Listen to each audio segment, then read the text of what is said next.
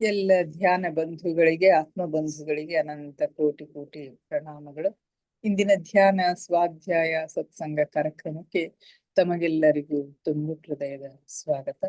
ಮೊಟ್ಟ ಮೊದಲಿಗೆ ನಮ್ಮೆಲ್ಲರ ಧ್ಯಾನ ಗುರುಗಳಾದ ಪರಮ ಪೂಜ್ಯರಾದ ಬ್ರಹ್ಮರ್ಷಿ ಪಿತಾಮಹ ಡಾಕ್ಟರ್ ಸುಭಾಷ್ ಪತ್ರಿಜಿಯವರ ಚರಣ ಕಮಲಗಳಿಗೆ ವಂದಿಸುತ್ತಾ, ಗುರುಮಾತಾ ಸ್ವರ್ಣಮಾಲಾ ಅಮ್ಮನವರ ಪಾದ ಕಮಲಗಳಿಗೆ ನಮಿಸುತ್ತಾ, ನಮ್ಮೆಲ್ಲರ ಚೈತನ್ಯ ಶಕ್ತಿಯಾಗಿರ್ತಕ್ಕಂಥ ಮಹಾವತಾರ್ ಬಾಬಾ ಅವರನ್ನ ಮಂದಿರದಲ್ಲಿ ಸ್ಮರಿಸುತ್ತಾ, ನನ್ನ ಗುರುಗಳಾದ ತಟವಾಲಿ ಬಾಬಾ, ಬರ್ಖಾನೆ ಬಾಬಾ, ಮಹದಾನಂದ ಬಾಬಾಜಿಯವರನ್ನ ನನ್ನ ಹೃದಯ ಮಂದಿರದಲ್ಲಿ ಸ್ಮರಿಸುತ್ತಾ, ನಮ್ಮ ಮಾರ್ಗದರ್ಶಕ ಗುರುಗಳಾದ ಡಾಕ್ಟರ್ ಜೀವಂದ್ರ ಕೇತಪ್ಪ ಸರ್ ಅವರಿಗೆ ವಂದಿಸುತ್ತಾ, ಅಯ್ಯಪ್ಪ ಪಿಂಡಿ ಸರ್ ಅವರಿಗೆ ವಂದಿಸುತ್ತಾ, ಎಲ್ಲ ಆಸ್ಟ್ರಲ್ ಮಾಸ್ಟರ್ಸ್ಗಳಿಗೆ, ಪಿರಾಮಿಡ್ ಮಾಸ್ಟರ್ಸ್ಗಳಿಗೆ ವಂದಿಸುತ್ತಾ, ಸೀತಾ ಮಾತೆ, ಯಶೋಧರ ಮಾತೆ, ವಸುಂಧರ ಮಾತೆಯರಿಗೆ ವಂದಿಸುತ್ತಾ, ಅವರೆಲ್ಲರ ಚೈತನ್ಯ ಶಕ್ತಿಯೊಂದಿಗೆ ನಮ್ಮ ಚೈತನ್ಯ ಶಕ್ತಿಯನ್ನು ಅನುಸಂಧಾನಗೊಳಿಸುತ್ತಾ ನಾವಿಂದಿನ ಸ್ವಾಧ್ಯಾಯವನ್ನ ಆರಂಭಿಸೋಣ ಮಾಸ್ಟರ್ಸ್. ಇಂದಿನ ಸ್ವಾಧ್ಯಾಯವನ್ನ ಶ್ರೀಮತಿ ಸರೋಜಿನಿ ಕುಂದರ್ಗಿ ಮೇಡಮ್ ಅವರು ನಡೆಸಿಕೊಡ್ತಾ ಇದ್ದಾರೆ.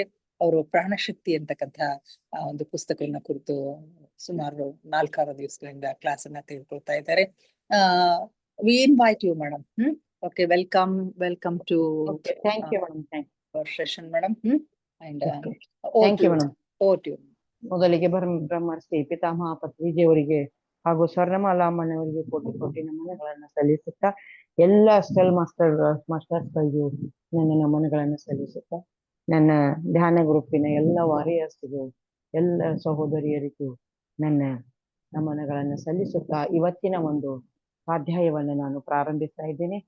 ನಿನ್ನೆ ನೋಡಿದ್ದೇವೆ ಪ್ರಾಣಶಕ್ತಿಯನ್ನು ಯಾವ ರೀತಿ ನಾವು ಸಂಗ್ರಹಿಸಬೇಕು, ಆ ಪ್ರಾಣಶಕ್ತಿ ನಾವು ಉಪಯೋಗಿಸ್ತಿದ್ರೆ ಅದು ಏನಾಗ್ತದ, ಎಲ್ಲೆಲ್ಲಿ ಪ್ರಾಣಶಕ್ತಿಯ ಸ್ಥಳಗಳದಾವ ಅವುಗಳನ್ನು ರಕ್ಷಣೆ ಹೇಗ್ ಮಾಡ್ಕೋಬೇಕು ಅಂತಕ್ಕಂಥದ್ದನ್ನೆಲ್ಲ ನೋಡಿದ್ದೀವಿ. ನಮ್ಮ ಭಾರತದ ಇತಿಹಾಸದಲ್ಲಿ ನಾವು ನೋಡ್ತಾ ಬಂದಿದ್ದೇವೆ, ಕೆಲವೊಂದು ಸ್ಥಳಗಳು ಬಹಳ ಶಕ್ತಿ ಸ್ಥಳಗಳದಾವ ಇವತ್ತಿಗೂ ಕೂಡ. ಆ ರೀತಿ ಪ್ರಾಣಶಕ್ತಿಯಲ್ಲಿ ತುಂಬಿರ್ತದ. ಒಬ್ಬ ಯೋಗಿ, ಒಬ್ಬ ಅಧ್ಯಾತ್ಮಿ, ಒಬ್ಬ ಧ್ಯಾನಿಯಿಂದ ಅಲ್ಲಿ ಇದ್ದಂತ ಒಂದು ಪ್ರಾಣಶಕ್ತಿ ವಿಶ್ವಕ್ಷೇತ್ರಾಗ್ನಿ ಇವತ್ತಿಗೂ ಜ್ವಲಂತವಾಗಿ ಆ ಕ್ಷೇತ್ರವನ್ನ ಕಾಪಾಡ್ತಾ ಇರ್ತದ ಅಂತಕ್ಕಂಥದ್ದನ್ನ ನಾವು ನಿನ್ನೆ ನೋಡಿದ್ದೀವಿ. ಇನ್ನು ಮುಂದುವರೆದಂತೆ ಆಧ್ಯಾತ್ಮಿಕ ಸಾಧನೆಗಳನ್ನು ಅಭ್ಯಾಸ ಮಾಡುತ್ತಿರುವ ಮನುಷ್ಯರು ಅತಿ ಕಡಿಮೆ ಆಹಾರ ಪಾನೀಯವನ್ನು ಸ್ವೀಕರಿಸುತ್ತಾ ಬಹಳಷ್ಟು ಪ್ರಾಣಶಕ್ತಿಯನ್ನು ತಮ್ಮ ಶರೀರದೊಳಗೆ ತುಂಬಿಕೊಳ್ಳುತ್ತಿರುತ್ತಾರೆ. ಅಂತಹವರಿಗೆ ಸಂಕಲ್ಪ ಸಿದ್ಧಿ ಲಭಿಸುತ್ತದೆ. ಅವರು ಬಯಸಿದ್ದೆಲ್ಲವೂ ಅವರಿಗೆ ಈಡೇರುತ್ತದೆ. ಅವರಿಗೆ ಉಪಚಾರ ಸೇವೆ ಸಲ್ಲಿಸಲಾಗದ ವಿಷಯಗಳೆಲ್ಲವೂ ಅವರಿಂದ ಮಾಯವಾಗಿ ಕಣ್ಮರೆಯಾಗುತ್ತವೆ. ನೋಡ್ರಿ, ಆಧ್ಯಾತ್ಮಿಕ ಸಾಧನೆಯಲ್ಲಿ ಇರ್ತಕ್ಕಂಥವ್ರು ಅತಿ ಕಡಿಮೆ ಆಹಾರ ಮತ್ತು ಪಾನೀಯಗಳನ್ನ ತಗೊಳ್ಬೇಕು. ಅತಿ ಅಲ್ಪ ಆಹಾರವನ್ನು ಸೇವಿಸ್ತಾ ಇದ್ರೆ ಅವರಿಗೆ ಪ್ರಾಣಶಕ್ತಿಯ ಹರಿವು ತುಂಬಾ ಇರ್ತದ. ಬಹಳಷ್ಟು ಓವರಾಗಿ ಆಹಾರ ಪಾನೀಯಗಳನ್ನ ತಗೊಳ್ಳೋರಿಗೆ ಪ್ರಾಣಶಕ್ತಿ ಬೇಗನೆ ಲಭಿಸೋದಿಲ್ಲ ಅಂತಕ್ಕಂಥದ್ದನ್ನ, ಅಂಥ ವ್ಯಕ್ತಿಗಳಿಗೆ ಸಂಕಲ್ಪ ಸಿದ್ಧಿಗಳು ಬೇಗನೆ ಆಗ್ತಾವ. ಯಾವ ವ್ಯಕ್ತಿಗಳು ಆಹಾರವನ್ನ ಕಡಿಮೆ ಸೇವಿಸಿ ಪಾನೀಯಗಳನ್ನ ಕಡಿಮೆ ಸೇವಿಸ್ತಾರೋ, ಯಾರು ಧ್ಯಾನದಲ್ಲಿ ಕುಳಿತಂತ ವ್ಯಕ್ತಿಗಳು, ಅವರಿಗೆ ಉತ್ತಮವಾದಂತ ಪ್ರಾಣಶಕ್ತಿ ವಿಶ್ವಕ್ಷೇತ್ರಾಗ್ನಿ ಲಭಿಸ್ತದ, ಅವರ ಸಂಕಲ್ಪಗಳೆಲ್ಲ ಸಿದ್ಧಿಸ್ತಾವ ಅಂತಕ್ಕಂಥ ಮಾತನ್ನ ಇಲ್ಲಿ ಹೇಳ್ತಾರೆ.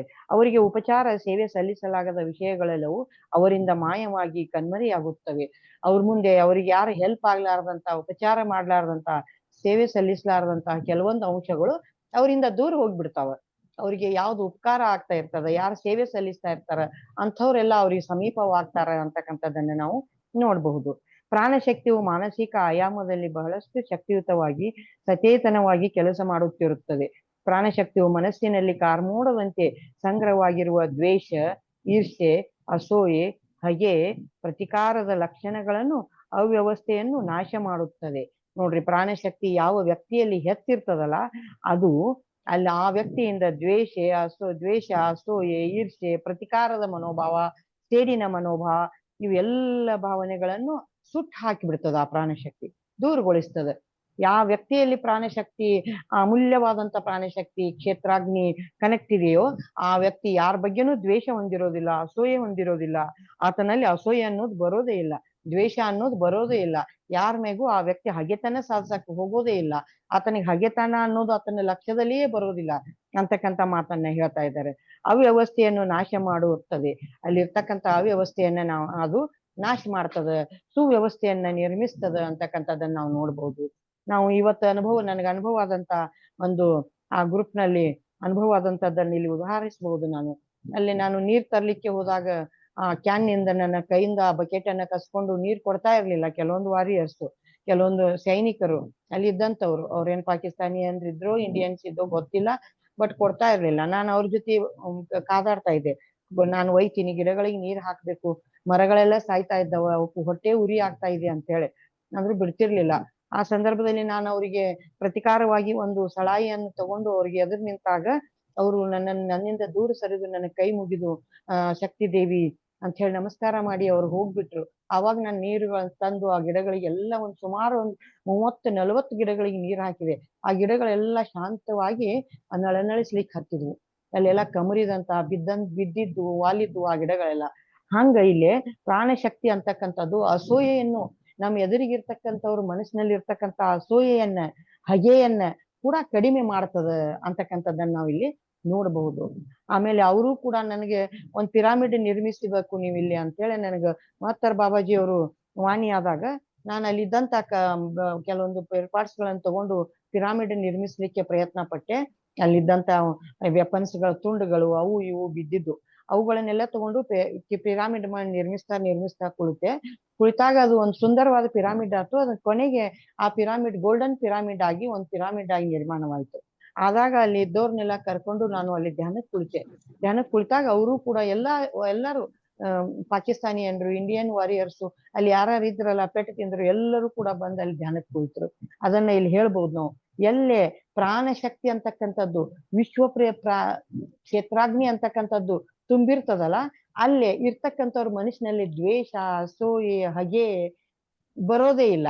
ಅದು ಮಾಯ ಆಗಿ ಹೋಗ್ತದ ಆಟೋಮೆಟಿಕ್ ಆಗಿ. ಅದನ್ನ ನಾನು ಇಲ್ಲಿ ಉದಾಹರಿಸಬಹುದು. ಆಮೇಲೆ ಅಂತಹ ಅವಲಕ್ಷಣಗಳಿರುವ ಮನಸ್ಸು ಮೆದುಳಿನ ಭಾಗದ ಮೇಲೆ ತೀವ್ರವಾದ ಪ್ರಾಣಶಕ್ತಿ ಕಿರಣಗಳು ಪ್ರಸರಿಸಿದಾಗ ಆ ಮನುಷ್ಯರು ದುರ್ಬರವಾದ ಕಷ್ಟಗಳನ್ನು ಎದುರಿಸಬೇಕಾಗುತ್ತದೆ. ಅಂತಹ ವ್ಯಕ್ತಿಗಳಿಗೆ ಪ್ರಾಣಶಕ್ತಿ ಅವ್ರ ಮೇಲೆ ಹರಿದಾಗ, ಆ ಕ್ಷೇತ್ರಾಗ್ನಿ ಅವ್ರ ಮೇಲೆ ಹರಿದಾಗ ಅವರು ಕಷ್ಟವನ್ನು ಅನುಭವಿಸಿ ಆ ಹಗೆಯನ್ನು ಬಿಟ್ಟು ಪರಿಶುದ್ಧ ಒಂದು ಸ್ಥಿತಿಗೆ ಬರ್ತಕ್ಕಂಥದ್ದನ್ನ ನಾವು ನೋಡ್ಬೋದು. ಅವರು ನನ್ನ ಜೊತೆ ಹೊಡೆದಾಡ್ಲಿಕ್ಕೆ ಬಂದಿದ್ರು, ಬಕೆಟ್ ಕಸ್ಕೊಳ್ತಾ ಇದ್ರು, ನುಗ್ಗಾಡ್ತಾ ಇದ್ರು, ಬಟ್ ಅವ್ರ ನಂತರ ಬಂದು ಅಲ್ಲಿ ಧ್ಯಾನಕ್ಕೆ ಕುಳಿತರು. ಅಂದ್ರೆ ಪ್ರಾಣಶಕ್ತಿ ಅವರಲ್ಲಿ ಅಷ್ಟೊಂದು ಬದಲಾವಣೆಯನ್ನು ತರ್ತದ, ವಿಶ್ವ ಕ್ಷೇತ್ರಾಗ್ನಿ ಅಷ್ಟೊಂದು ಬದಲಾವಣೆಯನ್ನು ಅಲ್ಲಿ ತರ್ತದ ಅಂತಕ್ಕಂಥದ್ದನ್ನ ನಾವು ನೋಡ್ಬಹುದು. ಇಲ್ಲಿ ಮನಸ್ಸು ಮೆದುಳಿನ ಭಾಗದ ಮೇಲೆ ತೀವ್ರವಾದ ಪ್ರಾಣಶಕ್ತಿ ಕಿರಣಗಳು ಪ್ರಸರಿಸಿದಾಗ ಆ ಮನುಷ್ಯರ ದುರ್ಬರವಾದ ಕಷ್ಟಗಳು ಎದುರಾಗುತ್ತವೆ. ಆ ಕಷ್ಟಗಳಿಂದ ಆ ಮನುಷ್ಯರ ಹೃದಯಗಳಲ್ಲಿ ಬದಲಾವಣೆ ಬಾರದೆ ಹೋದರೆ ಅವರಿಗೆ ಹುಚ್ಚು ಹಿಡಿಯಬಹುದು ಅಥವಾ ಪೂರ್ತಿಯಾಗಿ ನಾಶವಾಗಲೂಬಹುದು. ಈ ರೀತಿ ಪ್ರಾಣಶಕ್ತಿಯ ಒಂದು ಪ್ರಸರಣವಾದಾಗ ಅವರು ಬದಲಾಗ್ತಾರೆ. ಬಹಳಷ್ಟು ಜನ ಬದಲಾವಣೆ ಹೊಂದಿ ಒಂದು ಸರಳ ರೂಪಕ್ಕೆ ಬರ್ತಾರೆ. ಅವರು ಅಸೂಯೆಯನ್ನು ಬಿಟ್ಟು ಬಿಡ್ತಾರೆ, ಈರ್ಷೆ ಹಗೆಯನ್ನು ಬಿಟ್ಟು ಅವರು ಸರಳ ರೂಪಕ್ಕೆ ಬರ್ತಾರ. ಅಷ್ಟಕ್ಕೂ ಯಾರು ಸರಳ ರೂಪಕ್ಕೆ ಬರೋದಿಲ್ವಲ್ಲ, ಕೆಲವೊಬ್ಬರಿಗೆ ಅದಕ್ಕೆ ಬರೋದು ಆಗೋದಿಲ್ಲ, ಈರ್ಷೆ ಬಿಡೋದು ಆಗೋದಿಲ್ಲ. ಇವಾಗ ರಾವಣನನ್ನ ನಾವು ತಗೊಳ್ಬಹುದು ಉದಾಹರಣೆ. ಅವ್ನು ಕೊನೆಯವರೆಗೇನು ಈರ್ಷೆ ಬಿಡ್ಲಿಲ್ಲ, ಹಗೆ ಬಿಡ್ಲಿಲ್ಲ. ಎಷ್ಟೋ ಸಲ ಆತನಿಗೆ ಸೀತಾಮಾತೆ ಗೈಡೆನ್ಸ್ ಮಾಡಿದ್ಲು, ಬಟ್ ಆತ ಹಗೆ ಬಿಡ್ಲಿಲ್ಲ. ರಾಮನ ಮೇಲೆ ಹಗೆ ಸಾಧಿಸ್ತಾನೆ ಹೋದ. ಕೊನೆಗೆ ಆತ ನಾಶವಾಗ್ಬೇಕಾಯ್ತು, ಅವರು ಹುಚ್ಚು ಹಿಡಿಬೇಕಾಯ್ತು. ಕೊನೆಗೆ ರಾವಣನು ಕೂಡ ಹುಚ್ಚನಾದಂತ ಉದಾಹರಣೆಯನ್ನು ನಾವು ನೋಡ್ತೇವೆ. ಕೊನೆಗೆ ಅವರು ಹುಚ್ಚರಾಗಿ ಅಲಿದಾಡ್ತಕ್ಕಂತ ಈ ಜಗತ್ತಿನಲ್ಲಿ ಅಲಿದಾಡ್ತಕ್ಕಂತ ಪರಿಸ್ಥಿತಿ ಬರ್ತದ ಅಂತಕ್ಕಂಥದ್ದನ್ನ ಇಲ್ಲಿ ವ್ಯಕ್ತಪಡಿಸ್ತಾರೆ. ಕೆಲವೊಬ್ಬರಿಗೆ ಚೇಂಜ್ ಆಗ್ಲಿಕ್ಕೆ ಆಗೋದಿಲ್ಲ, ಯಾಕಂದ್ರೆ ಅವ್ರ ಕರ್ಮಗಳು ಅಷ್ಟೊಂದು ದುಷ್ಟ ಕರ್ಮಗಳು ಇರ್ತಾವ ಅವ್ರ ಹಿಂದೆ. ಅವುಗಳನ್ನ ಅನುಭವಿಸ್ಲೇಬೇಕಾಗ್ತದ. ಅವರು ಪ್ರಾಣಶಕ್ತಿಯನ್ನು ತಗೊಳ್ಳಿಕ್ಕೆ ಅವ್ರಿಗೆ ಶಕ್ತಿ ಇರೋದಿಲ್ಲ, ಅವ್ರ ಮೇಲೆ ಪ್ರಾಣಶಕ್ತಿ ತಗೊಳ್ಳಿಕ್ಕೆ ಅವ್ರಿಗೆ ಇಚ್ಛಾ ಪಡೋದಿಲ್ಲ, ಇಚ್ಛಾಶಕ್ತಿ ಇರೋದಿಲ್ಲ ಅವ್ರಿಗೆ. ಅಂದಾಗ ಅವರು ಬರೋದಿಲ್ಲ. ಎಷ್ಟೋ ಜನ ಅಲ್ಲಿದ್ದಂತ ಎಲ್ಲಾ ಸೈನಿಕರೆಲ್ಲ ಬಂದು ಇದಕ್ ಕುಳಿತರು, ಇವತ್ತು ಧ್ಯಾನಕ್ಕೆ ಕುಳಿತುಬಿಟ್ರು. ಕುಳಿತಾಗ ಅವ್ರು ಎಲ್ಲಾ ಮನಸ್ಸಿನಿಂದ ಈರ್ಷೆ ಅಸೂಯೆಗಳು ಹೊರಟು ಹೋಗಿ ಶಾಂತವಾಗಿ ಧ್ಯಾನ ಮಾಡಿದ್ರು. ಆ ಧ್ಯಾನದಿಂದ ನಾವು ಹೊರಗೆ ಬಂದಾಗ ನನ್ನ ಹೊಟ್ಟೆ ಉರಿ ಆಟೋಮೆಟಿಕ್ ಆಗಿ ಕಡಿಮೆ ಆಗಿ ಹೋಯ್ತು ಮೇಡಮ್. ಇದು ವಿಶ್ವ ಕ್ಷೇತ್ರಾಗ್ನಿ ಮಾಡ್ತಕ್ಕಂತ ಒಂದು ಕೆಲಸ. ಮುಂದುವರೆದಂತೆ ಆದುದರಿಂದಲೇ ಆಧ್ಯಾತ್ಮಿಕ ಶಕ್ತಿಯ ರಕ್ಷಣೆಯಲ್ಲಿರುವವರು ಮೇಲೆ ವಿಷಪೂರಿತವಾದ ಬಾಣಗಳನ್ನು ಪ್ರಯೋಗಿಸಬಾರದು, ಏಕೆಂದರೆ ಆ ಬಾಣಗಳು ಹಿಂತಿರುಗಿ ಬಂದು ಪ್ರಯೋಗಿಸುವವನನ್ನೇ ನಾಶ ಮಾಡುತ್ತವೆಂಬ ಮಾತು ತಮಗೆ ಹಿತೋಕ್ತಿಯಂತೆ ಹೇಳಲಾಗಿದೆ. ನೋಡ್ರಿ, ಯಾವಾಗ ನಾವು ಆಧ್ಯಾತ್ಮ ಕ್ಷೇತ್ರದಲ್ಲಿ ಅದೇವಲ್ಲ, ಆವಾಗ ನಾವು ಯಾವಾಗಲೂ ಒಬ್ಬರ ಮೇಲೆ ವಿಷಪೂರಿತ ಬಾಣಗಳನ್ನ, ವಿಷಪೂರಿತ ಅಂಶಗಳನ್ನ, ವಿಷಪೂರಿತ ಭಾವನೆಗಳನ್ನ ಹೊಂದಬಾರದು. ನಾವು ಯಾವಾಗ ಇನ್ನೊಬ್ಬರ ಜೊತೆ ದ್ವೇಷವನ್ನ, ಅಸೂಯೆಯನ್ನ, ವಿಷವನ್ನ ಕಾರ್ತೀವಲ್ಲ, ಆ ವಿಷಪೂರಿತ ಬಾಣ ಮರಳಿ ನಮಗೆ ಬಂದು ಹಾನಿ ಮಾಡ್ತದ ಅಂತಕ್ಕಂಥದ್ದನ್ನ ನಾವಿಲ್ಲಿ ಅರಿತುಕೊಳ್ಬೇಕು. ನೀನು ಇನ್ನೊಬ್ಬರಿಗೆ ಏನು ಮಾಡುತ್ತೀಯೋ ಅದೇ ನಿನಗೆ ನಡೆಯುತ್ತದೆ. ಎಂದು ಕೆಡಕನ್ನುಂಟು ಮಾಡಬೇಡ, ನಾಶವಾಗುತ್ತೀಯ ಎಂದು ಹೇಳಲಾಗಿದೆ. ಯಾರಿಗೂ ಕೂಡ ಕೆಡಕನ್ನ ಬಯಸಬೇಡ. ಇವತ್ತವ ಎಂಥ ಶತ್ರು ಅದಾನಂದ್ರು ಆತನಿಗೆ ನಾನು ದ್ವೇಷ ಸಾಧನೆ ಬೇಡ, ಅಸೂಯೆ ಬೇಡ. ಆತನ ಎದುರಿಗೆ ನಾನು ಆತನ ಎದುರು ಒಂದು ವಿಷಬಾಣವನ್ನ ಬಿಡೋದು ಬೇಡ. ಒಳ್ಳೆಯ ದೃಷ್ಟಿಯನ್ನ ಆತನಿಂದ ಇಟ್ಕೊಂಡ್ರೆ ಅವನು ಕೂಡ ಚೇಂಜ್ ಆಗ್ತಾನೆ ಅಂತಕ್ಕಂಥ ಭಾವವನ್ನ ನಾವು ಕೂಡ ಆಧ್ಯಾತ್ಮಿಗಳಾದಂತ ನಾವು ಕೂಡ ಅಧ್ಯಾತ್ಮ ಶಕ್ತಿಯನ್ನು ಹೊಂದಿದಂತ ನಾವುಗಳು ಕೂಡ ಅವ್ರ ಮೇಲೆ ವಿಷಪೂರಿತ ಮನೋಭಾವನೆಯನ್ನ ದ್ವೇಷವನ್ನ ಸಾರಿಸ್ಲಿಕ್ಕೆ ಹತ್ತಿದ್ರೆ ಆ ದ್ವೇಷದ ಬಾಣ ಮರಳಿ ಬಂದು ನಮಗೆ ತಟ್ಟುತ್ತದೆ ಅಂತಕ್ಕಂಥದ್ದನ್ನ ಇಲ್ಲಿ ವ್ಯಕ್ತಪಡಿಸಿದ್ದಾರೆ. ಆದುದರಿಂದಲೇ ಪ್ರಾಣಶಕ್ತಿ, ಆಧ್ಯಾತ್ಮಿಕ ಶಕ್ತಿ ಪೂರಿತನಾಗಿರುವ ವಿಜ್ಞನು ಎಷ್ಟು ದೂಷಣೆಗಳನ್ನು, ತಿರಸ್ಕಾರಗಳನ್ನು, ಅವಮಾನಗಳನ್ನು ಸಹಿಸಿಕೊಳ್ಳುತ್ತಾ ಯಾರ ಮೇಲೆಯೂ ಎಂದಿಗೂ ಯಾವ ಅಸ್ತ್ರಗಳನ್ನು ಪ್ರಯೋಗಿಸುವುದಿಲ್ಲ. ನೋಡ್ರಿ, ಅದಕ್ಕಾಗಿ ಒಬ್ಬ ಅಧ್ಯಾತ್ಮ ಶಕ್ತಿಯನ್ನು ಹೊಂದಿದಂತ ವ್ಯಕ್ತಿ, ಒಬ್ಬ ಧ್ಯಾನಿ, ಯಾರೇ ಎಷ್ಟೇ ಆತನ ಮೇಲೆ ದ್ವೇಷ, ತಿರಸ್ಕಾರ, ಅಸೂಯೆ ಮಾಡಿದ್ರು ಕೂಡ ಆತ ಎಲ್ಲವನ್ನು ಕೂಡ ಸರಳವಾಗಿ ಪ್ರೀತಿಯಿಂದ ಸ್ವೀಕರಿಸ್ತಾ ಇರ್ತಾನೆ. ಆತ ಎಂದೂ ಕೂಡ ಯಾರ ಮೇಲೆಯೂ ಕೂಡ ಕೆಟ್ಟ ಅಸ್ತ್ರಗಳನ್ನ ಪ್ರಯೋಗಿಸೋದಿಲ್ಲ ಅನ್ನೋದನ್ನ ಇವ್ರು ಹೇಳ್ತಾರೆ. ಆ ರೀತಿ ಒಬ್ಬ ಧ್ಯಾನಿ ಅಷ್ಟೊಂದು ಶಕ್ತಿಯನ್ನ ಹೊಂದಿರ್ತಾನ ಅಂತಕ್ಕಂಥದ್ದನ್ನ ನಾವು ಇಲ್ಲಿ ನೋಡ್ಬೋದು. ಆ ವಿಜ್ಞನಿಗೆ ತನ್ನ ಶತ್ರು ತನ್ನ ಕ್ರಿಯೆಗಳಿಂದಲೇ ತನಗೆ ತಾನೇ ಕೆಡುಕು ಮಾಡಿಕೊಳ್ಳುತ್ತಿದ್ದಾನೆ ಎಂದು ತಿಳಿದಿರುತ್ತದೆ. ಇದಲ್ಲದೆ ಆ ವಿಜ್ಞನು ತನ್ನ ಮೇಲೆ ಪ್ರಯೋಗಿಸಲಾಗಿ ಹಿಂತಿರುಗಿ ಹೋಗುತ್ತಿರುವ ಅಸ್ತ್ರಗಳಿಂದ ತನ್ನ ಶತ್ರುವಿಗೆ ಯಾವ ಹಾನಿಯೂ ಉಂಟಾಗದೆ ಆತನು ಸುರಕ್ಷಿತವಾಗಿರಬೇಕು ಎಂದು ಸಹ ಮಾನಸಿಕವಾಗಿ ಬಯಸುತ್ತಿರುತ್ತಾನೆ. ನೋಡ್ರಿ, ಒಬ್ಬ ವಿಜ್ಞನು ಅಂದ್ರ ಎಲ್ಲವನ್ನ ಅರಿತಂತ ಜ್ಞಾನಿ, ಧ್ಯಾನ ಮಾಡ್ತಕ್ಕಂಥ ಧ್ಯಾನ ಕ್ಷೇತ್ರಾಗ್ನಿಯನ್ನ ಹೊಂದಿದಂತ ಒಬ್ಬ ವ್ಯಕ್ತಿ, ಈತನ ಮೇಲೆ ಯಾರೇ ಅಸೂಯ ಪಟ್ರು, ಈತನ ಮೇಲೆ ಯಾರೇ ದ್ವೇಷ ಸಾಧನೆ ಮಾಡಿದ್ರು, ಈತನ ಮೇಲೆ ಏನೇನೋ ಪ್ರಯೋಗ ಮಾಡಿದ್ರು, ಅವು ಎಲ್ಲವೂ ಕೂಡ ಅಲ್ಲೇ ನಾಶವಾಗಿ ಹೋಗ್ತಾವ, ಹೊರತು ಈತನಿಗೆ ಬಂದು ತಟ್ಟೋದಿಲ್ಲ. ಹೊರತು ಈತ ಏನ್ ಮಾಡ್ತಾ ಇರ್ತಾನ, ತಿಳುವಳಿಕೆ ಇಲ್ಲದ ಆ ವ್ಯಕ್ತಿ ಮಾಡ್ತಕ್ಕಂಥ ಕೆಲಸಗಳಿಂದ ಆತನನ್ನ ರಕ್ಷಿಸು ಅಂತಕ್ಕಂಥ ಒಂದು ಪ್ರಾರ್ಥನೆಯನ್ನ ಆ ವ್ಯಕ್ತಿ ಮಾಡ್ತಿರ್ತಾನ. ಹೊರತಾಗಿ ಆತನಿಗೆ ಕೆಡುಕಾಗ್ಲಿ ಅಂತಕ್ಕಂಥ ಒಂದು ಮನೋಭಾವನೆಯನ್ನ ಯಾವತ್ತೂ ಕೂಡ ಒಬ್ಬ ವಿಜ್ಞ ಅನ್ಸ್ಕೊಂಡಂತವನು, ಒಬ್ಬ ಜ್ಞಾನಿ ಅನ್ಸ್ಕೊಂಡಂತವನು ಯಾವತ್ತೂ ಹೊಂದೋದಿಲ್ಲ ಅನ್ನೋದನ್ನ ಇಲ್ಲಿ ನೋಡಬಹುದು. ನಾವು ಪ್ರಾಣಶಕ್ತಿಯು ನಾವು ಧರಿಸುತ್ತಿರುವ ವಸ್ತ್ರಗಳಲ್ಲಿ, ನಾವು ಪ್ರಯೋಗಿಸುತ್ತಿರುವ ಅಥವಾ ಸ್ಪರ್ಶಿಸುತ್ತಿರುವ ವಸ್ತುಗಳಲ್ಲಿ, ಪರಿಕರಗಳಲ್ಲಿ, ಉಪಕರಣಗಳಲ್ಲಿಯೂ ಸಹ ನಿಕ್ಷೇಪವಾಗಿ ಸಂಗ್ರಹವಾಗಿ ತುಂಬಿರುತ್ತದೆ. ನೋಡ್ರಿ, ನಾವು ಧರಿಸ್ತಕ್ಕಂಥ ವಸ್ತುಗಳಲ್ಲಿಯೂ ಕೂಡ, ನಾವು ಧರಿಸ್ತಕ್ಕಂಥ ಬಟ್ಟೆಗಳಲ್ಲಿಯೂ ಕೂಡ, ನಾವು ಬಳಸ್ತಕ್ಕಂಥ ತಟ್ಟೆ ಅಥವಾ ನಾವು ಬಳಸ್ತಕ್ಕಂಥ ಪರಿಕರಗಳಲ್ಲಿಯೂ ಕೂಡ ನಾವು ಧ್ಯಾನದಿಂದ ತಗೊಂಡಂತ ಪ್ರಾಣಶಕ್ತಿ ತುಂಬಿರ್ತದ ಅಂತಕ್ಕಂಥದ್ದನ್ನು ವ್ಯಕ್ತಪಡಿಸ್ತಾರೆ ಇಲ್ಲಿ. ಯಾವುದೇ ಒಂದು ಪರಿಕರವನ್ನು ತಗೊಳ್ರಿ, ಅವೆಲ್ಲವೂ ಜ್ಞಾನ ನಿಕ್ಷೇಪದಿಂದ ತುಂಬಿರ್ತಾವ. ಯಾವ ಧ್ಯಾನಿಯ ಹತ್ತಿರ ಯಾವ ವಸ್ತುಗಳು ಇರ್ತಾವಲ್ಲ, ಆ ವಸ್ತುಗಳು, ಆತ ತೊಡತಕ್ಕಂಥ ಬಟ್ಟೆ ಎಲ್ಲವೂ ಕೂಡ ಏನು ಪ್ರಾಣಶಕ್ತಿಯಿಂದ ತುಂಬಿರ್ತದ ಅಂತಕ್ಕಂಥದ್ದನ್ನ ನಾವು ನೋಡಬಹುದು. ಇಲ್ಲಿ ಉದಾಹರಿಸಬಹುದು. ನಾವು ಸಿದ್ದೇಶ್ವರ ಸ್ವಾಮೀಜಿಯವರು ಊಟ ಮಾಡಿಬಿಟ್ಟಂತ ತಟ್ಟೆಯನ್ನ ತಗೊಳ್ಳಿಕ್ಕೆ ಸಾಲ ಹಚ್ಚಿ ನಿಲ್ತಿದ್ವಿ ಮೇಡಮ್.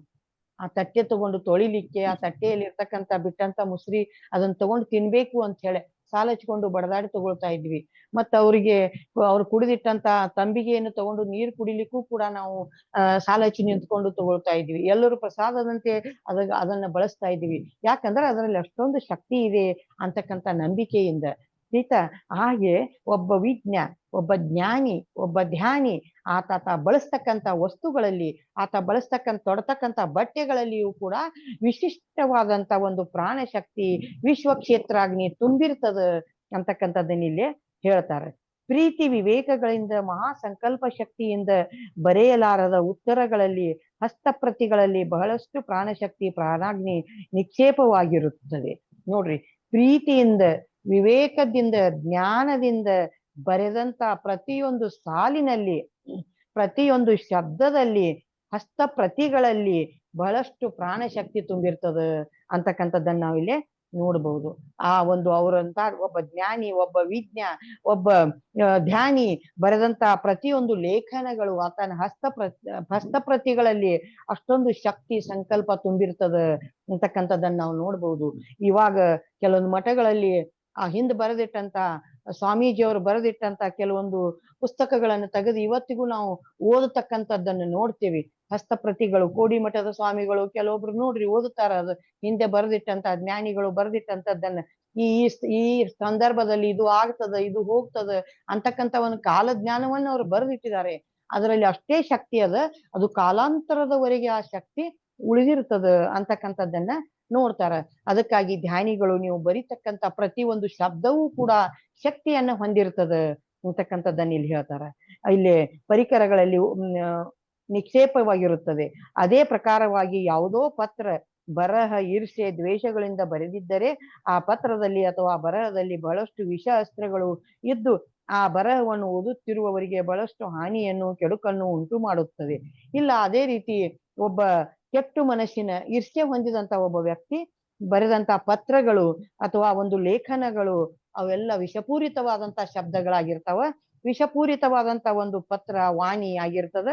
ಅದನ್ನು ಓದತಕ್ಕಂಥವ್ರ ಮನಸ್ಸಿನಲ್ಲಿಯೂ ಕೂಡ ಅದೇ ವಿಷದ ಅಸ್ತ್ರ ಪ್ರಭಾವ ಆಗ್ತದ ಅವ್ರ ಮೇಲೆ ಅಂತಕ್ಕಂಥದ್ದನ್ನ ಇಲ್ಲಿ ಹೇಳ್ತಾ ಇದ್ದಾರೆ. ಆ ನಂತರ ಕೆಡುಕನ್ನುಂಟು ಮಾಡುತ್ತದೆ. ಯಾವುದೋ ಪತ್ರವನ್ನು ಬರಹ ವಿವರ ಕಾಗದವನ್ನು ಹಿಡಿದುಕೊಂಡು ಕೂಡಲೇ ನಮಗೆ ನೋವುಂಟು ಮಾಡುವ ವಿಷಯ ಇರಬಹುದು ಎಂದೆನಿಸಿದರೆ ಅಂತಹ ಕಾಗದವನ್ನು ನಾವು ಓದದೆ ಸುಟ್ಟು ಬೂದಿ ಮಾಡಿ ಬಿಸಾಡಬೇಕು. ಅಂತಹ ಬರಹಗಳನ್ನು ಅನುಸರಿಸುತ್ತಾ ಕೆಲವು ದುಷ್ಟ ಶಕ್ತಿಗಳು ಸಹ ಹಲವಾರು ಭಾವನೆ ದ್ವೇಷವೆಂಬ ಪ್ರತಿಸ್ಪಂದನೆಯು ನಮ್ಮಲ್ಲಿ ಮೂಡಿದರೆ ನಮ್ಮ ಅಂತರಂಗದೊಳಗೆ ಪ್ರವೇಶಿಸಿ ನಮ್ಮನ್ನು ಆಕ್ರಮಿಸಲು ಆ ದುಷ್ಟ ಶಕ್ತಿಗಳು ಪ್ರಯತ್ನಿಸುತ್ತಿರುತ್ತವೆ. ನೋಡ್ರಿ, ಯಾವುದೋ ಒಂದು ಲೇಖನ ಅಥವಾ ಒಂದು ಬರಹ, ಒಂದು ಶಬ್ದ, ಒಂದು ವಾಕ್ಯ ನಾವು ಓದಲಿಕ್ಕೆ ನಮ್ಮ ಕೈಲಿ ಯಾವುದೋ ಒಂದು ಸಿಕ್ಕಾಗ ಅದರಿಂದ ನಮಗ್ ಮುನ್ಸೂಚನೆ ಬರ್ತದೆ, ಇದು ವಿಷಪೂರಿತವಾದಂತ ಬರಹ ಇದೆ ಅದನ್ನ ಆವಾಗ ಬಿಟ್ಟು ಬಿಡ್ರಿ, ಅದನ್ನ ಅನಾಶ ಮಾಡಿ ಬಿಡ್ರಿ, ಅದನ್ನ ಓದ್ಲಿಕ್ಕೆ ಹೋಗ್ಬಿಡ್ರಿ ಅಂತ ಒಂದು ಲೇಖನವನ್ನ ಅಂತಕ್ಕಂಥದ್ದು. ಕೆಲವೊಬ್ರು ನೋಡ್ರಿ ತಮ್ಮ ಶಕ್ತಿಯಿಂದ ಕೆಲವೊಂದು ವಿಷಯಗಳನ್ನ ಬರೀತಾರ, ಬರೆದು ಅದನ್ನ ಸುಡ್ತಾರ, ಸುಟ್ಟು ಒಬ್ಬ ವ್ಯಕ್ತಿಯ ಮೇಲೆ ಪ್ರಯೋಗ ಮಾಡ್ತಾರ. ವಾಮಾಚಾರ ಮಾಡ್ತಕ್ಕಂಥವ್ರು ಒಂದು ವಸ್ತುವನ್ನು ತಗೋತಾರ, ಅದಕ್ಕೆ ಏನೇನೋ ಪ್ರಯೋಗ ಮಾಡಿ ಅದನ್ನ ಸುಟ್ಟು ಅಥವಾ ಆ ವ್ಯಕ್ತಿಯ ಮುಖದ ಮೇಲೆ ಹಾಕಿ ಅದನ್ನ ಸುಡ್ತಾರ, ಅದರಿಂದ ಆ ವ್ಯಕ್ತಿಗೆ ಹಾಳಾಗ್ಲಿ ಅಂತಕ್ಕಂಥ ಮನೋಭಾವನೆಯಿಂದ. ಬಟ್ ಜ್ಞಾನಿಗಳು ಧ್ಯಾನಿಗಳಿಗೆ ಯಾರೇ ಮಾಡಿದಂತ ಒಂದು ಪ್ರಯೋಗಗಳು ತಟ್ಟೋದಿಲ್ಲ, ಅವು ತನ್ನಿಂತಾವೆ ಹಾಳಾಗಿ ಹೋಗ್ತಾವ ಅಂತಕ್ಕಂಥದ್ದನ್ನ ಇಲ್ಲೇ ನೋಡ್ತಾ ಇರ್ತಾರೆ. ಅದಕ್ಕಂತ ದುಷ್ಟ ಶಕ್ತಿಗಳು ಏನೇ ನಿಮ್ ಎದುರಿಗೆ ಬಂದ್ರು, ದುಷ್ಟ ಲೇಖನಗಳು ಏನಾದ್ರೂ ನಿಮ್ಗೆ ಸಿಕ್ಕರೆ ಅವುಗಳನ್ನು ನಾಶ ಮಾಡಿ ಸುಟ್ಟು ಹಾಕುತ್ತ ಬರೀ, ಅವುಗಳನ್ನು ಓದ್ಲಿಕ್ಕೆ ಹೋಗ್ಬಾರ್ದು ನಾವು ಧ್ಯಾನಿಗಳಾದವರು ಅಂತಕ್ಕಂಥದ್ದನ್ನ ಇಲ್ಲೇ ಹೇಳ್ತಾ ಇದ್ದಾರೆ. ಒಂದು ವೇಳೆ ಅಂತ ಹಸ್ತಪ್ರತಿಗಳನ್ನು ಭದ್ರವಾಗಿಟ್ಟುಕೊಳ್ಳಬೇಕು, ಅವಶ್ಯಕತೆ ಬಂದರೆ ಆ ಹಸ್ತಪ್ರತಿಯನ್ನು ಧೂಪ ದೀಪಗಳಿಂದ ಪೂಜೆಯಲ್ಲಿಟ್ಟು ಒಂದು ಲೋಹದ ಪೆಟ್ಟಿಗೆಯಲ್ಲಿ ಆ ಹಸ್ತಪ್ರತಿಯ ಮೇಲೆ ಸ್ವಲ್ಪ ಪನ್ನೀರು ಚಿಮುಕಿಸಿ ಆ ಹಸ್ತಪ್ರತಿಯನ್ನು ಭದ್ರವಾಗಿಟ್ಟುಕೊಳ್ಳಬಹುದು ಎಂದು ನಮಗೆ ಹೇಳಲ್ಪಟ್ಟಿದೆ. ಆ ಹಸ್ತಪ್ರತಿಯನ್ನು ಭದ್ರವಾಗಿಟ್ಟುಕೊಳ್ಳಬೇಕಾದ ಅವಶ್ಯಕತೆ ನಮಗಿಲ್ಲದೆ ಹೋದರೆ ತಕ್ಷಣ ಅದನ್ನು ಸುಟ್ಟು ಬೂದಿ ಮಾಡಿ ಬಿಸಾಡುವುದು ಉತ್ತಮ. ಅಂತಾವೇನಾದ್ರೂ ಒಂದು ದ್ವೇಷಪೂರಿತವಾದಂತ ಪತ್ರಗಳು ಹಸ್ತಪ್ರತಿಗಳು ಸಿಕ್ಕರೆ ಅವುಗಳನ್ನು ನಾವು ಒಂದು ಭದ್ರವಾದಂತ ಒಂದು ಡಬ್ಬದಲ್ಲಿ ಅಥವಾ ಪೆಟ್ಟಿಗೆಯಲ್ಲಿ ಇಟ್ಟು ಅದರ ಮೇಲೆ ಪನ್ನೀರನ್ನು ಚಿಮುಕಿಸಿ ಕೀಲಿ ಹಾಕಿ ಬಿಡಬೇಕು. ಅಲ್ಲೇ ಅದು ಏನಾಗಿರ್ತದ ಕುಳಿತು ಬಿಡ್ತದ. ಇಲ್ಲ ನಮಗ್ ಬ್ಯಾಡ ಅನಿಸಿದ್ರೆ ಅದನ್ನ ಸುಮ್ಮನೆ ಸುಟ್ಟು ಬಿಸಾಡಿ ಬಿಡಬೇಕು ಅಂತಕ್ಕಂಥದ್ದು. ಈಗ ನಾವು ಒಂದೊಂದು ಉದಾಹರಣೆ ನೋಡ್ತೇವೆ, ಒಂದೊಂದು ರೂಮಿನಲ್ಲಿ ಇರ್ತಕ್ಕಂಥ ದುಷ್ಟ ಶಕ್ತಿಗಳನ್ನ ಅದ ರೂಮಿಗೆ ಬಾಗ್ಲ ಹಾಕಿ ಅದನ್ನ ದಿಗ್ಬಂಧನ ಮಾಡಿ ಬಿಟ್ಟಿರ್ತಾರ, ಆದ್ರ ಒಳಗ ಆ ದುಷ್ಟ ಶಕ್ತಿ ಇದ್ದೇ ಇರ್ತದ, ಹೋಗಿರೋದಿಲ್ಲ. ಅದಕ್ಕಾಗಿ ಇಂಥ ದುಷ್ಟ ಲೇಖನಗಳನ್ನ ಇಂಥ ದುಷ್ಟ ಬರಹಗಳನ್ನ ಇದ್ದುಪಾ ಅಂತಂದ್ರ ಅವುಗಳನ್ನು ನೀವೇನ್ ಮಾಡ್ರಿ, ಸುಟ್ಟು ಬೀಸಾಡ್ರಿ. ಅವುಗಳನ್ನ ನೀವು ಇಟ್ಕೊಳ್ಬೇಕು ಅಂತಕ್ಕಂಥ ಮನೋಭಾವನೆ ನಿಮಗೆ ಏನಾದ್ರು ಇದ್ರೆ ಅವುಗಳನ್ನು ಒಂದು ಡಬ್ಬದಲ್ಲಿ ಒಂದು ಯಾವ್ದಾದ್ರು ಒಂದು ಭದ್ರವಾದ ಪೆಟ್ಟಿಗೆಯಲ್ಲಿ ಹಾಕಿ ಅದ್ರ ಮೇಲೆ ಪನ್ನೀರನ್ನು ಚಿಮುಕಿಸಿ ನೀವು ಇಟ್ಟು ಒಳಗಡೆ ಅದನ್ನ ಬಂಧನವಾಗಿ ಇಟ್ಟುಬಿಡಿ ಅಂತೇಳಿ ಹೇಳ್ತಾರೆ. ಇಲ್ಲ ಅದನ್ನ ಸುಟ್ಟು ಹಾಳು ಮಾಡಿಬಿಡಿ ಅಂತೇಳಿ ಹೇಳ್ತಾರೆ.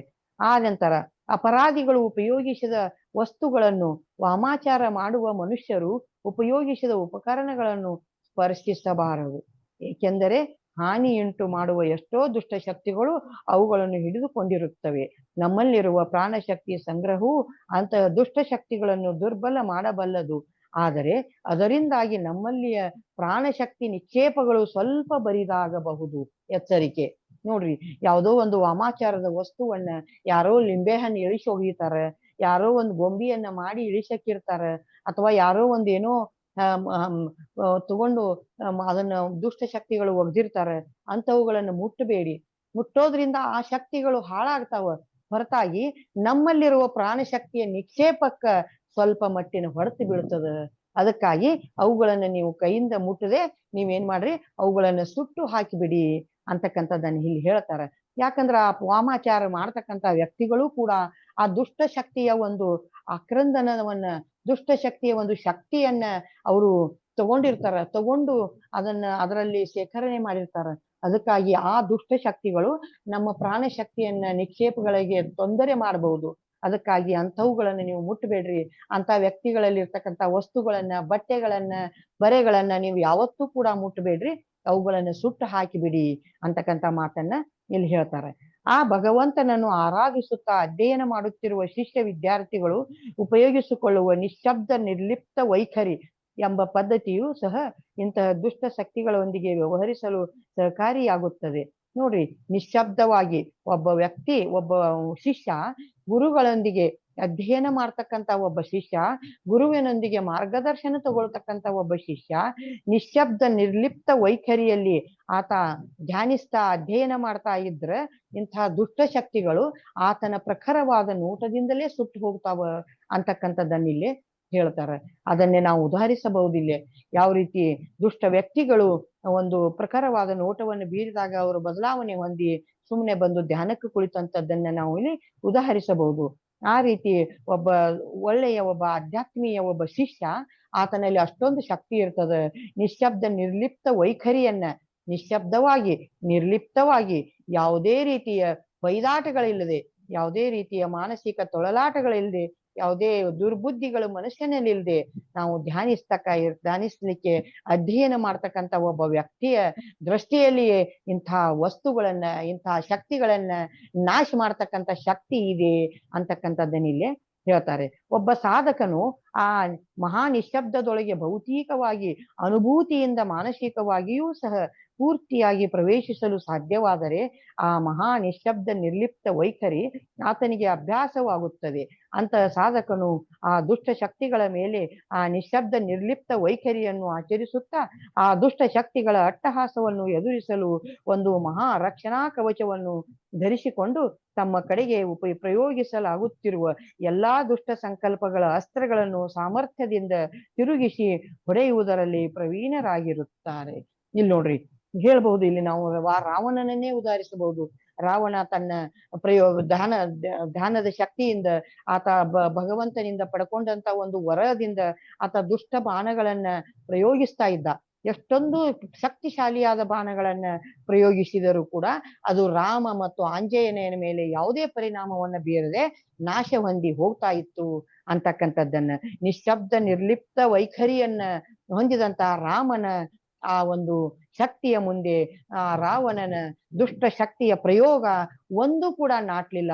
ಎಲ್ಲವೂ ಕೂಡ ಸುಟ್ಟು ಭಸ್ಮವಾಗಿ ಎಂಥೆಂಥ ಅಸ್ತ್ರಗಳ ಆತನಲ್ಲಿದ್ದು, ಎಂಥೆಂಥ ದುಷ್ಟ ಅಸ್ತ್ರಗಳನ್ನ, ಎಂಥೆಂಥ ಪ್ರಬಲ ಅಸ್ತ್ರಗಳನ್ನ ಹೊಂದಿದ್ದ ರಾವಣ. ಪರಮಾತ್ಮನಿಂದಲೇ, ಶಿವನಿಂದಲೇ ಅಸ್ತ್ರವನ್ನ ಪಡ್ಕೊಂಡಿದ್ದ.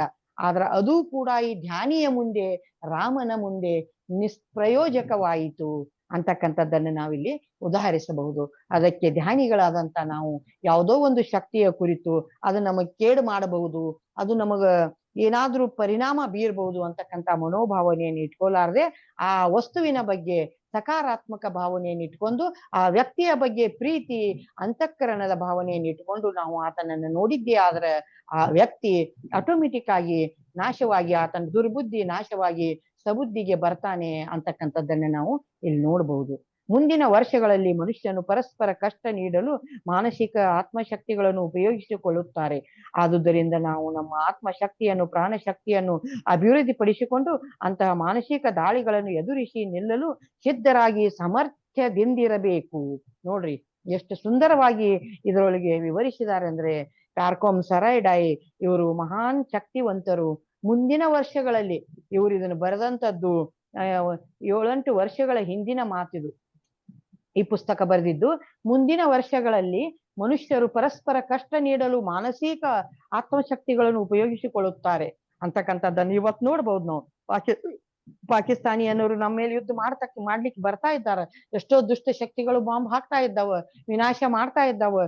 ಅಂಥ ಶಕ್ತಿಗಳನ್ನೆಲ್ಲ ಹೊಡೆದೋಡಿಸಲಿಕ್ಕೆ ನಾವು ಆತ್ಮಶಕ್ತಿಯನ್ನ ಪ್ರಾಣಶಕ್ತಿಯನ್ನ ಪ್ರಬಲಗೊಳಿಸಿಕೊಂಡು ಅಂತಹ ಮಾನಸಿಕ ದಾಳಿಗಳನ್ನು ಎದುರಿಸಿ ಅಂಥ ಒಂದು ದಾಳಿ ಶಕ್ತಿಗಳನ್ನ ನಾಶ ಮಾಡ್ಲಿಕ್ಕೆ ನಾವು ಸಮರ್ಥರಾಗಿರ್ಬೇಕು. ಯಾವಾಗ ನಾವು ಧ್ಯಾನಿಗಳು ಈ ವಿಶ್ವ ಕ್ಷೇತ್ರಾಗ್ನಿಯನ್ನು ಪಡ್ಕೋತೀವಲ್ಲ, ಈ ಕ್ಷೇತ್ರಾಗ್ನಿಯ ಮುಂದೆ, ಈ ಪ್ರಾಣಶಕ್ತಿಯ ಮುಂದೆ ಎಂತಹ ಶಕ್ತಿಯೂ ಕೂಡ ನಾಶವಾಗಿ ಹೋಗ್ತದೆ. ಅದಕ್ಕಾಗಿ ನಾವು ಈ ಶಕ್ತಿಯನ್ನು ಹೊಂದಲೇಬೇಕಾಗಿದೆ. ಯಾಕಂದ್ರೆ ಮುಂದಿನ ದಿನಮಾನದಲ್ಲಿ ಇಂತಹ ದುಷ್ಟ ಶಕ್ತಿಗಳು ನಮ್ಮ ಎದುರಿಗೆ ಬರ್ತಕ್ಕಂಥ ಸಂದರ್ಭ ಅಂತಕ್ಕಂಥದ್ದನ್ನು ಅವರು ಇಲ್ಲೇ ವ್ಯಕ್ತಪಡಿಸಿದ್ದಾರೆ. ಅದನ್ನು ನಾವು ಓದಿದ್ದೆ. ಆದ್ರೆ ಇವತ್ತಿನ ದಿನಮಾನದಲ್ಲಿ ಎದುರಿಗೆ ಬರ್ತಕ್ಕಂಥ ದುಷ್ಟ ಶಕ್ತಿಗಳು ಇವರು ಬರೆದಿಟ್ಟಂತ ನಿದರ್ಶನಕ್ಕೆ ಒಂದು ಸಾಕ್ಷಿ ಅಂತ ಹೇಳ್ಬೋದು ನಾವು. ಆಮೇಲೆ ಭವಿಷ್ಯತ್ತು ತಲೆಮಾರಿನಲ್ಲಿ ಅಭಿವೃದ್ಧಿಗಾಗಿ ಶ್ರಮಿಸುತ್ತಿರುವವರು ಆತ್ಮಶಕ್ತಿ ನಿಕ್ಷೇಪಗಳು ಸಮೃದ್ಧಿಯಿಂದಿರುತ್ತವೆ ಎಂಬ ಮಾತನ್ನು ತಿಳಿಸಲಾಗಿದೆ. ಒಂದು ಕುಟುಂಬದಲ್ಲೇ ಒಗ್ಗಟ್ಟು, ಪ್ರೀತಿ, ಪರಸ್ಪರ ಗೌರವ, ಮರ್ಯಾದೆ, ರಕ್ಷಣೆ, ಮನ್ನಣೆ, ಭವಿಷ್ಯತ್ತಿಗಾಗಿ ಪ್ರಯತ್ನಗಳು, ಪರಿಶ್ರಮ ಲಕ್ಷಣಗಳಿದ್ದರೆ ಆ ಕುಟುಂಬದಲ್ಲಿ ಎಲ್ಲರಿಗೂ ಕೂಡ ಪ್ರಾಣಶಕ್ತಿ ನಿಕ್ಷೇಪವು ಪೂರ್ತಿಯಾಗಿರುತ್ತದೆ. ಹಾಗೂ ಅವರೆಲ್ಲರೂ ಎಲ್ಲಾ ರೀತಿಯ ಮಾನಸಿಕ ಆತ್ಮಶಕ್ತಿ ದಾಳಿಯಿಂದ ಸುರಕ್ಷಿತರಾಗಿರುತ್ತಾರೆ.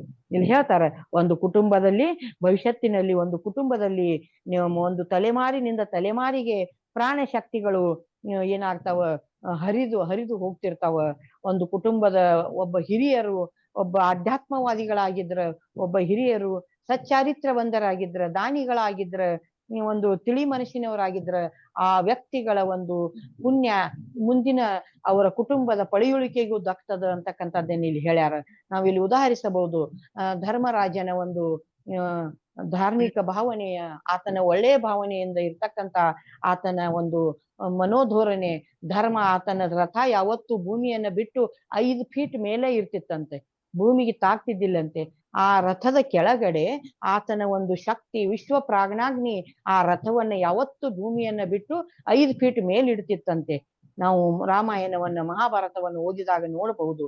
ಹಾಗೆ ಒಬ್ಬ ಹಿರಿಯ, ನಾವುಗಳು ಮನೆತನದಲ್ಲಿ ಇರ್ತಕ್ಕಂಥ ಹಿರಿಯರು ಅಥವಾ ನಮ್ಮ ಹಿರಿಯರು ಮಾಡಿದಂತ ಹಿರಿಯರ ಪುಣ್ಯಾದ ನಿಮಗಂತ ಹೇಳ್ತಾರ, ನಿಮ್ಮ ಪೂರ್ವಜರ ಪುಣ್ಯಾದ ನಿಮಗಂತ ಹೇಳ್ತಾರ.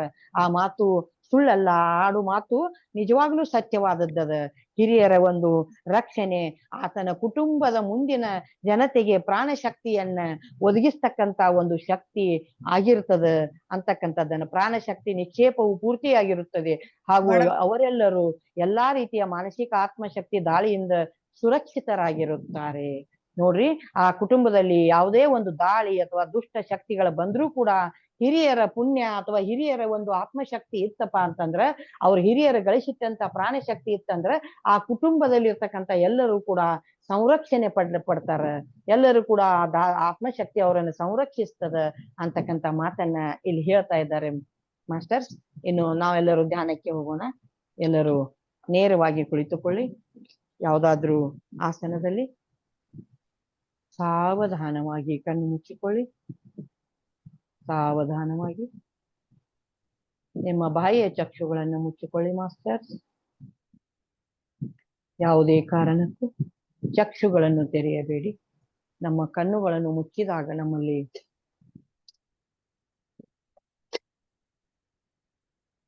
ಅರವತ್ತರಿಂದ 70% ಧ್ಯಾನ ಸ್ಥಿತಿ ಬರುತ್ತದೆ. ನಾವು ಉಸಿರನ್ನು ಗಮನಿಸಿದಾಗ 20% ಧ್ಯಾನ ಶಕ್ತಿ ಹೆಚ್ಚಾಗುತ್ತದೆ. ಅದು ಹೆಚ್ಚಾಗ್ತಾ ಸುಷುಮ್ನದಲ್ಲಿ ಲೀನವಾದಾಗ 100% ನಾವು ಧ್ಯಾನದಲ್ಲಿ ಒಂದಾಗುತ್ತೇವೆ ಮಾಸ್ಟರ್ಸ್. ಸುಷುಮ್ನದಲ್ಲಿ ಒಂದಾದಾಗ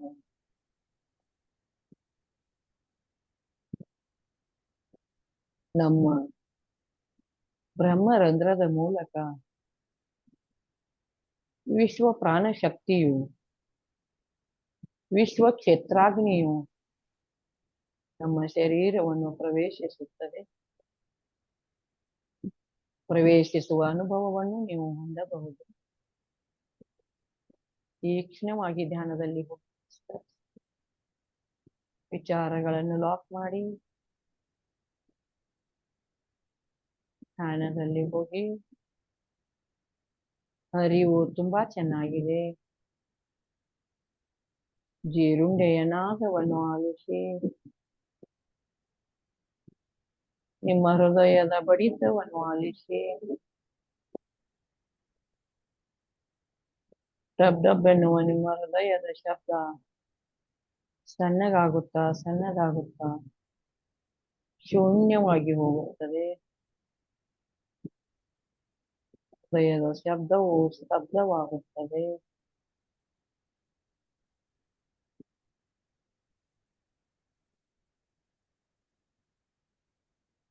ನಿಮ್ಮ ಬ್ರಹ್ಮರಂಧ್ರದ ಮೂಲಕ ವಿಶ್ವಕ್ಷೇತ್ರಾಗ್ನಿ ಧುಮುಕಿ ಬರುತ್ತಿದೆ. ಅದನ್ನು ನಿಮ್ಮ ತಲೆಯ ಭಾಗದಲ್ಲೆಲ್ಲ ಹರಿದಾಡಿಸಿರಿ. ಹಾಗೆ ಎರಡೂ ಭುಜಗಳ ಭಾಗದಲ್ಲಿ ಹರಿದಾಡಿಸಿರಿ. ಹಾಗೆ ಆ ಕಾಸ್ಮಿಕ್ ಎನರ್ಜಿಯನ್ನು ನಿಮ್ಮ ಎದೆ ಮತ್ತು ಹೃದಯದ ಭಾಗಕ್ಕೆ ಸ್ಪರ್ಶಿಸಿ. ಹಾಗೆ ಆ ಕ್ಷೇತ್ರಾಗ್ನಿಯನ್ನು ನಿಮ್ಮ ಹೊಟ್ಟೆಯಲ್ಲಿ ಎಲ್ಲ ಕಡೆಗೆ ಹರಿದಾಡಿಸಿ. ಆ ಉಸಿರನ್ನು ಎಲ್ಲ ಕಡೆಗೆ ಹರಿದಾಡಿಸಿ. ಹಾಗೆ ನಿತಂಬಕ್ಕೆ ಸರಿಯಿರಿ. ನಿತಂಬದ ಎಲ್ಲ ಭಾಗಗಳಿಗೆ ವಿಶ್ವಕ್ಷೇತ್ರಾಗ್ನಿಯನ್ನು ಸ್ಪರ್ಶಿಸಿ. ಹಾಗೆ ತೊಡೆಗಳಿಗೆ ಬನ್ನಿ. ತೊಡೆಗಳಲ್ಲಿ ವಿಶ್ವಕ್ಷೇತ್ರಾಗ್ನಿಯನ್ನು ಹರಿಸಿ. ತೊಡೆಯ ಖಂಡ ಮಾಂಸಗಳಲ್ಲಿ ವಿಶ್ವಕ್ಷೇತ್ರಾಗ್ನಿಯನ್ನು ಹರಿಸಿ ಮಾಸ್ಟರ್ಸ್. ನಂತರ ಮೊಳಕಾಲಿಗೆ ಬನ್ನಿ. ಮೊಳಕಾಲಿನಲ್ಲಿ ನಿಮ್ಮ ಕಾಸ್ಮಿಕ್ ಎನರ್ಜಿಯನ್ನು ಸ್ಪರ್ಶಿಸಿ. ನಂತರ ಹಾಗೆಯೇ ಮೀನುಗಂಡಗಳಿಗೆ ಹೋಗಿ ಮೀನುಗಂಡಗಳಲ್ಲಿ ನಿಮ್ಮ ವಿಶ್ವಕ್ಷೇತ್ರಾಗ್ನಿಯನ್ನು ಕಾಸ್ಮಿಕ್ ಎನರ್ಜಿಯನ್ನು ಹರಿದಾಡಿಸಿ. ಹಾಗೆಯೇ ಪಾದಗಳಿಗೆ ಹೋಗಿ ಹಿಮ್ಮಡಿಯಲ್ಲಿ ಪಾದಗಳಲ್ಲಿ 10 ಬೆರಳುಗಳಲ್ಲಿ ಪ್ರಾಣಶಕ್ತಿಯನ್ನು ತುಂಬಿ ಮಾಸ್ಟರ್ಸ್. ಈ ರೀತಿ ನೀವು ಬ್ರಹ್ಮರಂಧ್ರವನ್ನು ಹಿಡಿದು ಹಂತ ಹಂತವಾಗಿ ಪ್ರಾಣಶಕ್ತಿಯನ್ನು ತುಂಬುತ್ತಾ ಬಂದಾದ್ಯಾಗ ನೀವು ಸಂಪೂರ್ಣವಾಗಿ ನಿಮ್ಮಲ್ಲಿ ಲೀನವಾಗುತ್ತೀರಿ. ನಿಮ್ಮಲ್ಲಿ ಲೀನವಾಗುತ್ತೀರಿ.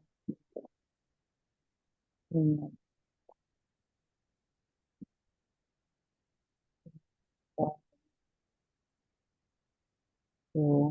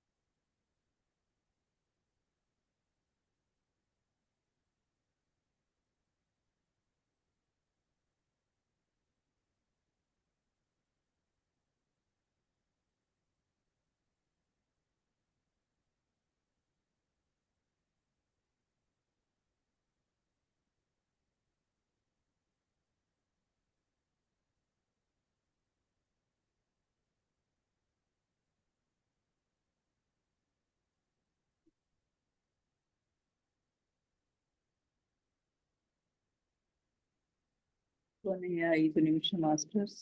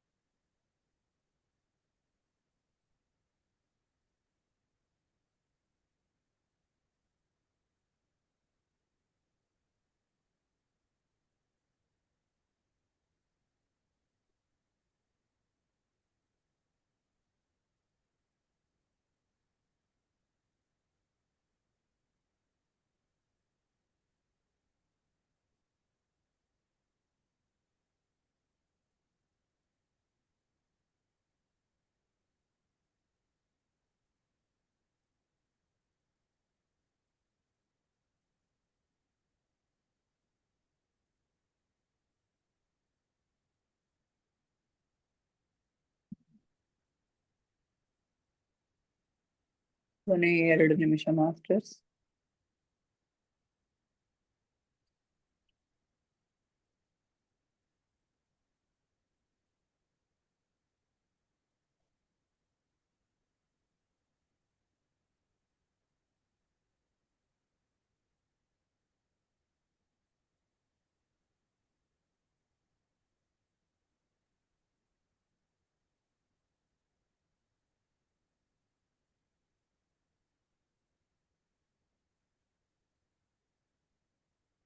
ಕೊನೆಯ 1 ನಿಮಿಷ.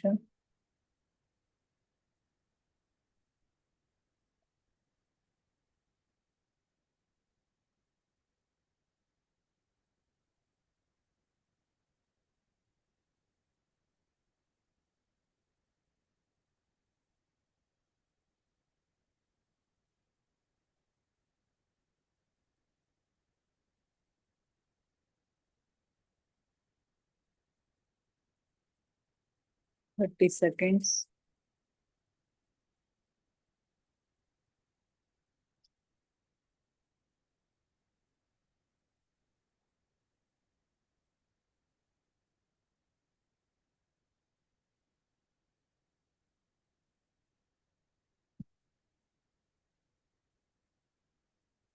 Ten seconds.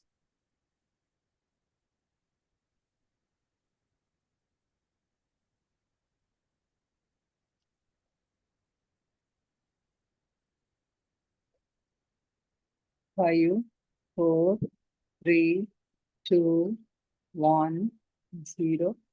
ನಿಧಾನವಾಗಿ ನಿಮ್ಮ ಕೈ ಬೆರಳುಗಳನ್ನ ಬಿಡಿಸ್ಕೊಂಡು ಕಣ್ಣುಗಳ ಮೇಲೆ ಇಟ್ಕೊಳ್ಳಿ ಮಾಸ್ಟರ್ ಫಾರ್ 5 seconds. 5, 4, 3, 2, 1, 0.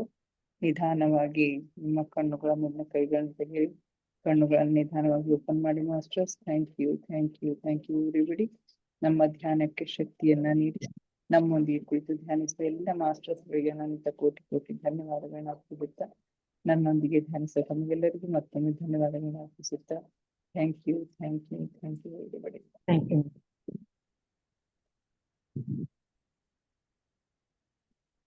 ಯಾರಾದ್ರೂ ಏನಾದ್ರು ಶೇರ್ ಮಾಡ್ಕೊಡ್ರಿ. ಶೋಭಾ ಮೇಡಮ್ ಅದಾರ ಮೇಡಮ್ ಸ್ವಾಧ್ಯಾಯನೇ ಬಹಳ ಇದು ಚಲೋ ಅನ್ಸುತ್ತೆ. ದಿನ ದಿನ ಎಷ್ಟು ಹೊಸ ಪಾಯಿಂಟ್ಸ್ಗಳು ಹೌದು ಸಣ್ಣ ವಿಷಯನೇ ಬಟ್ ಚೆನ್ನಾಗಿದೆ ನಮ್ ಬುಕ್ ಬಹಳ ಚೆನ್ನಾಗಿದೆ. ಬಹಳ ಚೆನ್ನಾಗಿ ಅವ್ರ ನಿಮ್ದು ಅನುಭವ ಹೇಳಿದ್ರಲ್ಲ ಅದು ಬಹಳ ಚಂದ ಅನ್ಸ್ತದ. ನಿಮ್ದು ಸುಲೋಚನಿ ಮೇಡಮ್ ದಿ ಅನುಭವ ಹೇಳಿದ್ರಲ್ರಿ. ಹೌದೌದ್ರಿ ಚಂದ ಆಯ್ತು. ಇವತ್ತು ಧ್ಯಾನ ತುಂಬಾ ಪವರ್ಫುಲ್ ಆಗಿತ್ತು. ಪವರ್ಫುಲ್ ಆಗಿ ಅದು ಅವ್ರ ಇದು ಏನಂತಾರೆ ನಮ್ಮ ಸಹಸ್ರಾರದಿಂದ ಬರುತ್ತೆ ಬಿಳಿ ಲೈಟ್ ಅಂತ ಕ್ಷೇತ್ರಾಗ್ನಿ ಅದೆಲ್ಲ ಅಂತ ಇದ್ರಲ್ರಿ. ಅದು ಫೀಲ್ ಆಗ್ಲತ್ತಿತ್ತು. ಚೆನ್ನಾಗ್ ಅನಿಸ್ತು. ಫೀಲ್ ಆಗ್ತಾ ಇತ್ತು. ಓಕೆ ಫೀಲ್ ಆಗತ್ತೆ ಫೀಲ್ ಆಗತ್ತೆ. ಈ ನಮ್ ಗ್ರೂಪ್ ಬಹಳ ಪವರ್ಫುಲ್ ಅದರಿ ಮೇಡಮ್. ಆಕ್ಚುಲಿ ನಾ ಇದಕ್ಕ ಇಂಟ್ರೊಡ್ಯೂಸ್ ಮಾಡ್ಬೇಕನ್ನಕತ್ತಿದ್ದೆ ಮತ್ ಮೇಡಮ್ ಅವ್ರೆಲ್ಲ ಊರಿಗೆ ಹೋಗೋರದಾರ ಅಂತ ಸುಮ್ಬಿಟ್ಟೆ ಮತ್ತ. ಯಾಕ್ರಿ ಮೇಡಮ್ ಏನಂದ್ರಿ?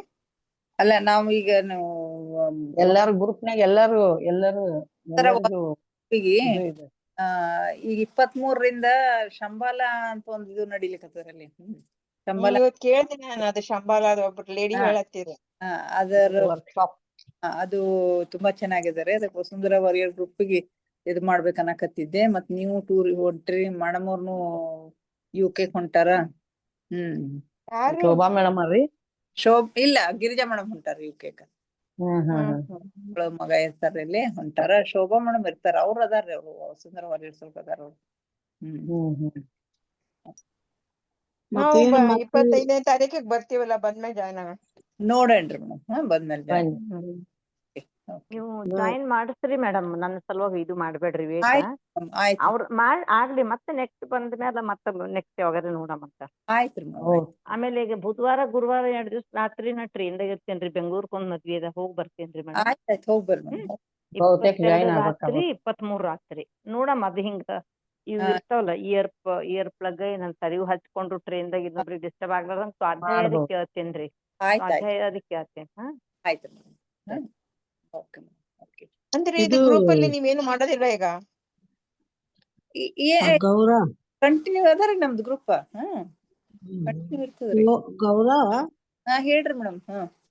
ಇದು ಯೂಟ್ಯೂಬ್ನ್ಯಾಗ ಶಂಬಾಲ ಬಗ್ಗೆ ಒಂದಿಷ್ಟ್ ಮಂದಿ ಹೇಳಿದ್ದು ಇದು ಅದಾವ ನೋಡ್ರಿ. ಹೌದ್ರಿ. ಅದಾವ್ರಿ ಶಂಬಾಲ ಬಗ್ಗೆ ಹೇಳಿದ್ದು ಅದಾವ್ರಿ. ಆದ್ರ ಅದು ಬುಕ್ ಶಂಬಾಲ ಅಂತ ಬುಕ್ ಏನ್ ಬಂದದಲ್ರಿ ಈಗ, ಅದ್ರ ಬಗ್ಗೆ ವರ್ಕ್ಶಾಪ್ ಅದರಿ ಇದ್ರೊಳಗ. ರೂಪಾ ವೆಂಕಟೇಶ್ ಮೇಡಮ್ ಅವ್ರು ಬರ್ದಿದ್ರು. ಅಲ್ಲ ಅದು ಗೊತ್ತದರಿ, ಅದ್ರ ಬಗ್ಗೆ ಅಲ್ಲೊಂದಿಷ್ಟ ಅದಲ್ಲ, ಯು ಕ್ಯಾನ್ ಅಂಡರ್ಸ್ಟ್ಯಾಂಡ್. ಇದು ಕೇಳ್ಬಹುದು ನೀವು. ಕೇಳ್ಬಹುದು ಚೆನ್ನಾಗಿದವ್ರಿ ಮೇಡಮ್ ಅವ್ರು. ಅದನ್ನು ರೂಪಾ ವೆಂಕಟೇಶ್ ಬರ್ದಾರಿ. ಫಸ್ಟ್ ಎಪಿಸೋಡ್ ಕೇಳಿದೆ ನಾನು. ಕೇಳಿರಿ?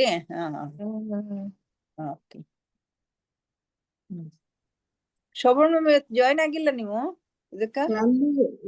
ಜಾಯ್ನ್ ಆಗಿದ್ನಲ್ರಿ 7:30 to 8:30 ಜಾಯ್ನ್ ಆಗಿದ್ರಲ್ಲ? ಜಾಯ್ನ್ ಆಗಿದ್ದೆ. Okay madam thank you. ಮುಗಿಸೋಣ ಮತ್ತ. ನಾಳೆ ಸಂಡೇ, ನಾಳೆ ಆಫ್ ಇರುತ್ತೆ. Okay thank you madam. ನಾಳೆ ಇಲ್ಲಲ್ರಿ ಮೇಡಮ್ ಕ್ಲಾಸ್? ನಾಳೆ ಬೇಡ್ರಿ ಮೇಡಮ್, ನಾಳೆ ಇಲ್ರಿ. ಮತ್ತೆ ಭೇಟಿ ಧ್ಯಾನ ಸ್ವಾಧ್ಯಾಯ ಸತ್ಸಂಗದೊಂದಿಗೆ. ಎಲ್ಲರಿಗೂ ಧನ್ಯವಾದಗಳು. Thank you everybody.